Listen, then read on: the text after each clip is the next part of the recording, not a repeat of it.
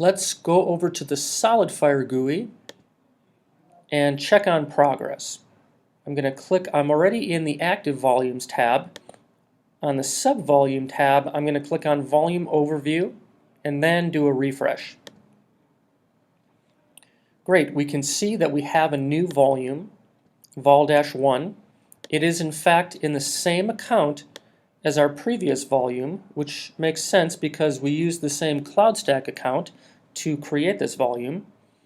And because it's in the same cluster as the other volume, our volume access group is in fact the same as well.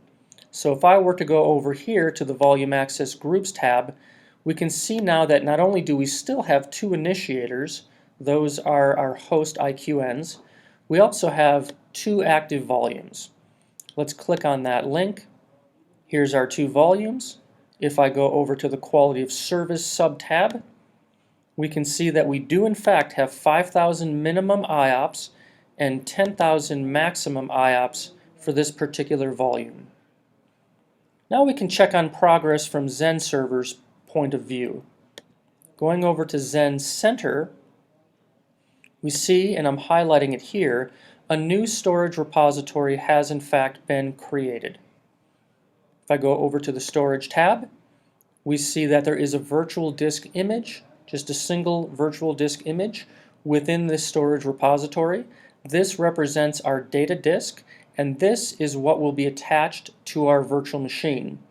Let's go over to our virtual machine, and in the console I'm going to go ahead and clear out the previous output and then rerun fdisk-L, and we can see now we have two disks, our root disk at 20 gigabytes and our data disk at 100 gigabytes. And each of these disks is tied to a unique volume on the SolidFire SAN with its own performance characteristics. If I go over to the Storage tab, we can see, just as a means of double checking, that we do in fact have two disks. The one that's selected is our root disk.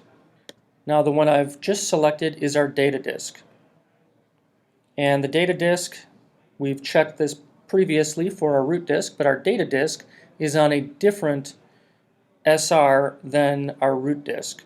It's on the SR that I'm selecting right now, and we can see its size at 100 gigabytes.